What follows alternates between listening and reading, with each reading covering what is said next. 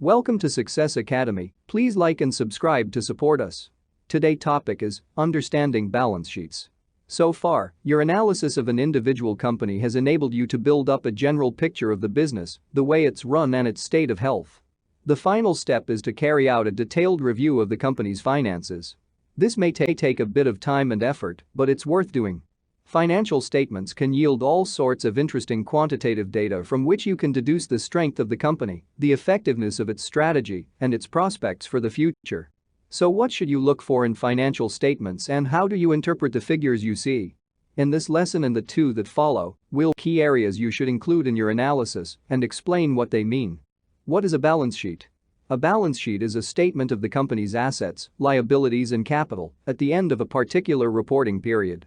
It typically includes assets, cash, the most liquid assets, which also include any government debt being held, marketable securities, equity and debt securities that can be traded on a liquid market, long-term securities, securities which can be liquidated immediately, inventory, goods available for sale, typically valued at their cost or market price, whichever is lower, accounts receivable, money owed to the company by its customers, factoring in any expectation of money unlikely to be paid.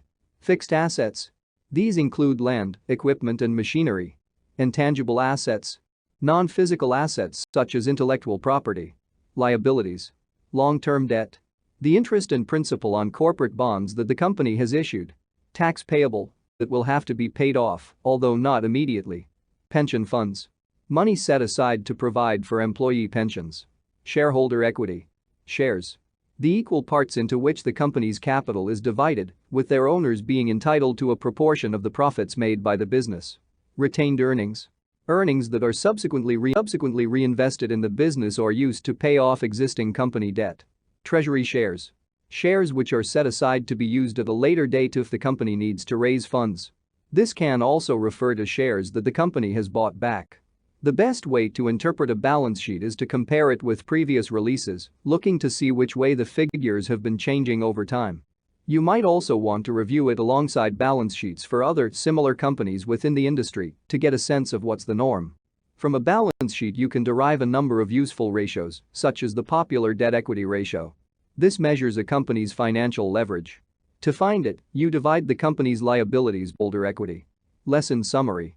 A balance sheet is a statement of a company's assets, liabilities, and capital at the end of a particular reporting period. From the balance sheet you can derive useful ratios, such as the debt-equity ratio, which measures financial leverage. You can calculate the debt-equity ratio by dividing the company's liabilities by its shareholder equity. A high debt-equity ratio implies an aggressive strategy with potentially higher risk. Thank you for watching and see you in next